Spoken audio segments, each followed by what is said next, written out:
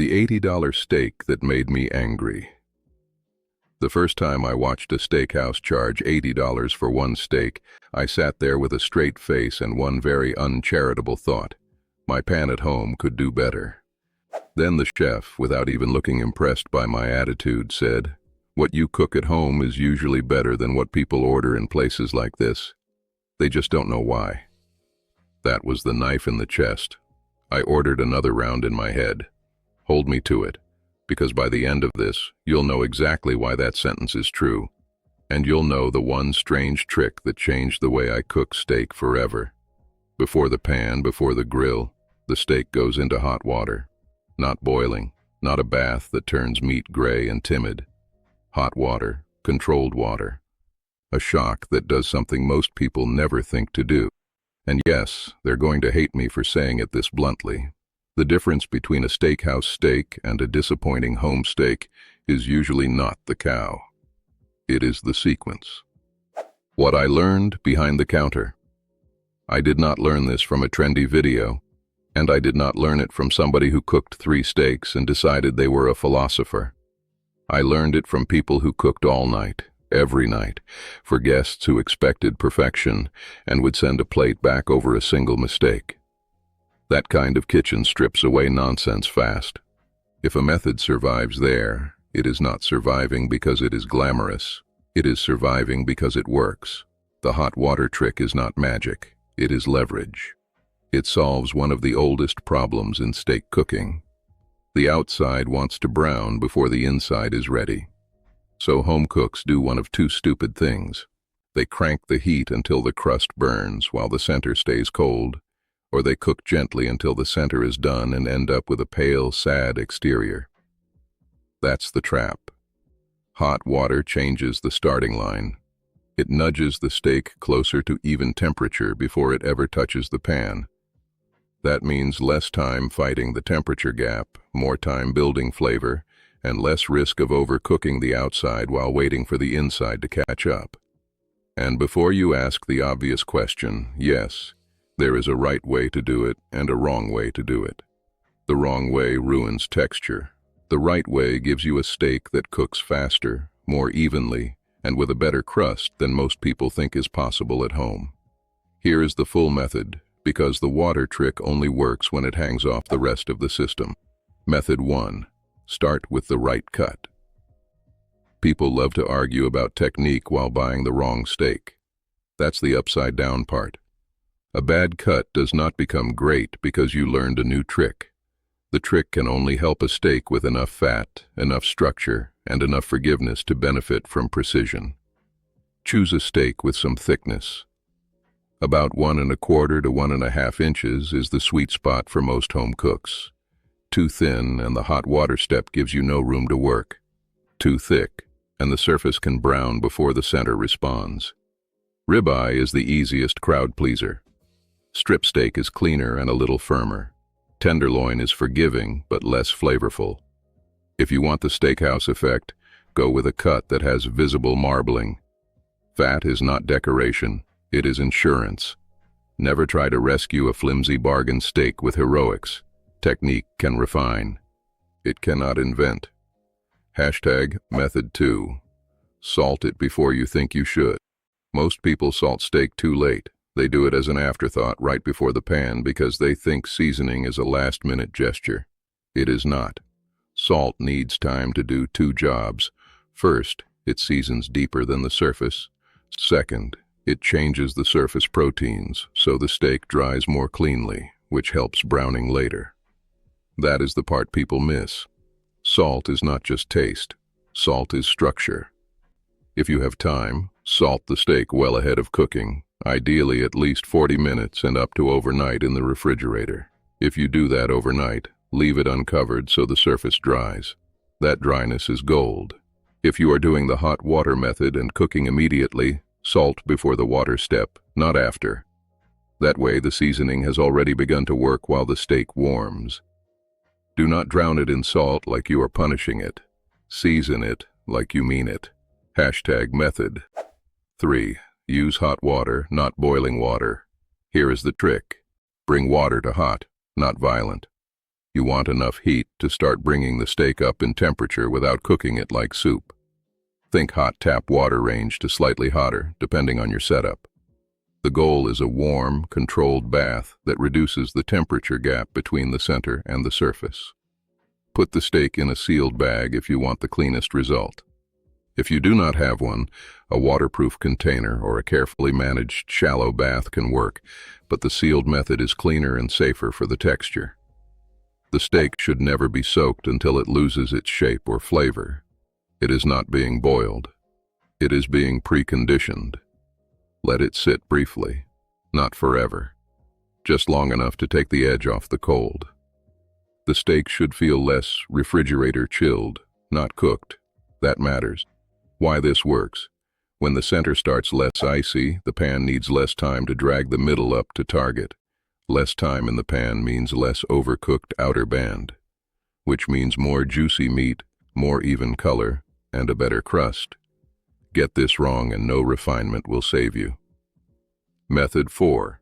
Dry the surface completely. This is non-negotiable. If you put a wet steak into a hot pan, you are paying for heat and getting steam. Steam is the enemy of browning. Browning is where the flavor lives. After the hot water step, remove the steak and dry it with paper towels until the surface is almost aggressively dry. If you salt it ahead of time, you will notice the exterior is more cooperative than usual. That is exactly what you want. Do not be gentle here. Dry it like you are trying to win an argument. The steak should look matte, not glossy. That visual cue matters. If it shines with water, you are not ready. Method 5. Let the pan tell the truth. A steakhouse pan is not mysterious. It is just hot enough to matter. Heat your pan until it is properly hot before the steak goes in. Not warm. Hot. If you add the steak too early, the meat sits there and drinks up the moment instead of seizing it. Use a heavy pan if you can. Cast iron or stainless steel with good heat retention gives you a more stable sear. A thin pan loses control the second the steak hits it.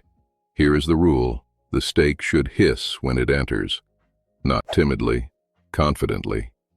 If you hear a weak little sizzle, the pan is not ready. If you hear nothing, you have already lost the crust. Method 6. Use a small amount of high heat fat. You do not need a lake of oil. You need a thin film of fat that can handle heat, something neutral and stable. The purpose is not to fry the steak. The purpose is to improve contact and heat transfer. Butter alone is not enough at the start. It burns too quickly.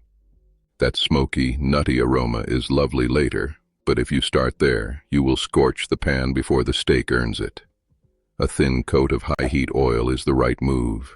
Then, near the end, you can add butter for flavor.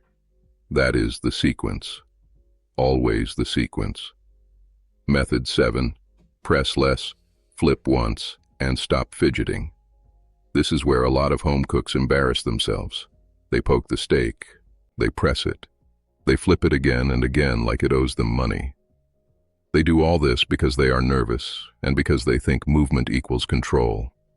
It does not. Leave the steak alone after it hits the pan. Let the crust form. Then flip it when the first side has done its job. One good flip is usually enough. If the steak is thick enough and the heat is right, you can rotate it slightly for even browning, but stop manhandling it. Every time you press the steak, you squeeze out juice and ruin the crust. Every time you lift it too early, you interrupt the browning. Patience is not optional. It is part of the recipe. Method 8. Baste at the end, not the beginning. The butter baste is famous because it feels luxurious, and it is luxurious, but it is also misunderstood. If you add butter too early, it burns before it can help. If you add herbs too early, they scorch and turn bitter. If you add garlic too early, it can go harsh in the pan. Wait until the steak is mostly there. Then add butter, herbs, maybe a smashed clove or two, and tilt the pan to spoon the foaming fat over the meat. That last-minute bath gives the exterior flavor and gloss without sabotaging the crust. This is not decoration. It is finishing. Method 9. Use the hot water trick on the right night. Some nights you plan ahead, some nights you do not. The hot water trick is especially useful on the nights you forgot to take the steak out in time. That is when most people panic, because they have a cold center and a hot pan and no bridge between them. The hot water step is that bridge. It is the difference between, "I hope this works," and "I know what I am doing." It shortens the road from refrigerator to medium rare without forcing the exterior to pay the price. That is why this trick belongs in the real world. Not because it sounds clever, because life is messy and steak still has to get cooked. Method 10. Season after cooking. Only if you must salt before is the rule. Salt after is the adjustment. A finished steak sometimes needs a final touch of flaky salt, especially if the crust is bold and the interior is rich. That last sprinkle gives brightness and texture. But do not use post-cooking salt as a replacement for proper pre-seasoning. It is a finish, not a fix. The same is true of pepper. Pepper can burn if it is exposed too early to hard heat. So if you like the flavor of freshly cracked pepper, consider adding some before and some after. Or keep it moderate and let the crust speak louder. Method 11. Rest in the middle, not at the end of your brain. People talk about resting steak like it is an afterthought. It is not. Resting lets the juices redistribute and the temperature settle so the meat stays juicy when sliced. But here is the nuance most people ignore. Resting begins the moment you stop applying hard heat, not when you remember 10 minutes later that the steak is on the board. That means the cook, the pan carryover, and the cutting all matter together. If you rip into the steak immediately, the juices flood out. If you wait sensibly, the steak rewards you. Never confuse resting with going cold. A steak should rest, not die on the counter. Method 12. Slice against the grain. You can cook a steak beautifully and still ruin the bite by slicing it wrong. The grain is the direction the muscle fibers run. Slice across those fibers, and each bite is easier and more tender. Slice with them, and the steak chews tougher than it should. This is simple. It is also where a lot of people fail because they are impatient at the finish line. Look at the steak. Find the lines. Cut across them. That is not negotiable. Method 13. Understand why the water step helps texture. There is a reason the hot water method does not make the steak soft in a bad way. The short controlled warm-up does not cook the steak through. It simply reduces the temperature gap, which changes how the outer layers behave when the real heat arrives. The sear starts working sooner, and the center needs less punishment to catch up. That means the steak can spend less total time in the pan. Less time means less moisture loss. Less moisture loss means a better texture. This is the part people miss when they call the trick gimmicky. It is not about adding a weird step. It is about removing wasted heat. Method 14. Never let the steak sit wet after the bath. If you remember nothing else, remember this. Hot water plus a wet surface equals failure if you wait too long to sear. The moment the steak comes out of the bath, the clock is ticking. Dry it, move it, sear it. Do not let it steam on the counter while you search for a spoon or an audience. The whole point is to control moisture and temperature. You lose that control the second you become casual. Method 15. Build a crust, not a burn. A crust is not a charred apology. You want deep brown flavor, the result of Maillard reaction, not black bitterness. That means heat, but also restraint. It means the pan has to be hot enough to brown efficiently without turning the exterior into ash. The hot water step helps here too, because the steak needs less time in the pan. Less time reduces the chance of overshooting into burn territory. That is the whole beauty of the method. You are not trying to punish the steak. You are trying to persuade it. Method 16. Use a thermometer. If you care about consistency, guessing is romantic until you overcook dinner. If you want repeatable results, use a thermometer. Medium rare is not a vibe. It is a temperature range. Once you know where your steak is, you stop relying on hope. A thermometer is not cheating. It is accountability. The steakhouse cooks do not rely on luck. They rely on patterns, timing, and temperature. Do the same. #method. 17. Let the steakhouse myth die. A lot of people think expensive steak tastes better because restaurant kitchens possess mystical equipment and secret talent. Sometimes it is just simpler than that. Restaurants buy very good product, they season correctly, they manage temperature precisely, and they do not panic. That is the whole conspiracy. You can do the same at home with a pan, a thermometer, salt, a little oil, butter at the end, and this hot water step. That combination narrows the gap more than most people believe. They are not paying for wizardry. They are paying for consistency and access to better cuts. #method. 18. The water is not the star. The sequence is. This is the big reveal. The hot water trick alone does not make the steak great. Neither does salting, nor drying, nor pan heat, nor basting. What makes the steak great is the order. Salt first. Warm gently. Dry completely. Sear hard. Baste late. Rest properly. Slice correctly. That sequence is what the steakhouse protects, because once you understand the sequence, the whole game looks less mysterious and more mechanical. And that is good news. Mechanical means repeatable. Number method. 19. Know when not to use it. No trick is universal. If you are cooking a very thin steak, the hot water step may not help enough to matter. If you are doing a very long, slow method already, you may not need it. If the steak is already at room temperature and you have excellent control, the gain will be smaller. Use the trick when it helps shorten the path from cold to cooked without sacrificing crust. Use judgment. That is the mark of a cook, not a copy machine. Method 20. Serve it like you meant it. You can ruin a great steak by serving it like an afterthought. Plate it simply. Let the steak stay the center. Add what supports it, not what distracts from it. If you cooked it well, it does not need a parade. This is where confidence matters. A steak that has been seasoned, warmed correctly, seared properly, basted late, rested and sliced against the grain does not need disguise. It needs respect. The short version, you can actually remember salt early. Use hot, not boiling, water to take the chill off. Dry the steak completely. Sear in a properly hot pan. Add butter late. Rest before cutting. Slice across the grain. That is the system. Not magic, not luck, just a chain of decisions that stop the steak from fighting itself. #why the steakhouse charges. So much now, we get to the part people always want to reduce to snobbery.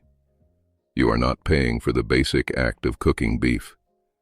You are paying for supply chain, trim loss, consistency, labor, overhead, and the fact that restaurants waste a lot while chasing perfection on every plate. The best cuts are limited. The dry aging, storage, staffing, and execution all cost real money. But here is the twist nobody likes to hear. The price does not mean they are doing something impossible.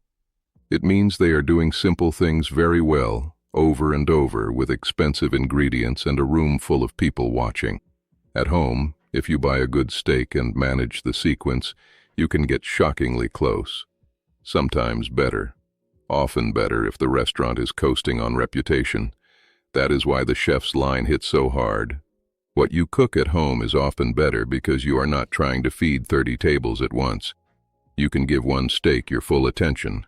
#one mistake will ruin the whole thing. Here is the warning I wish someone had given every beginner sooner. Do not turn the hot water trick into a lazy shortcut. It is not permission to ignore drying. It is not permission to use weak heat. It is not permission to skip resting or seasoning. It is one step in a chain, and if you break the chain, the steak will punish you for it. But if you respect the sequence, the result is almost unfair. The crust comes quicker. The center stays juicier. The bite feels more even. The whole steak eats like someone in a five-star kitchen cared enough to remove the waste. And that, really, is the point. Not to make steak complicated, to make it deliberate. The last thing the chef told me. When I asked that chef why people keep overpaying for average steak, he smiled like I had finally asked the right question. Because they think good cooking is about expensive tricks, he said. It isn't. It's about refusing to do the obvious wrong thing. That line stayed with me. So yes, put the steak in hot water before cooking, not to boil it, not to show off, to move the whole process one step closer to control. Then do the rest correctly, because the trick only works when it sits inside a method worth following. Try it once, and you'll understand why a five-star steakhouse can feel less like a mystery and more like a lesson you were always allowed to learn.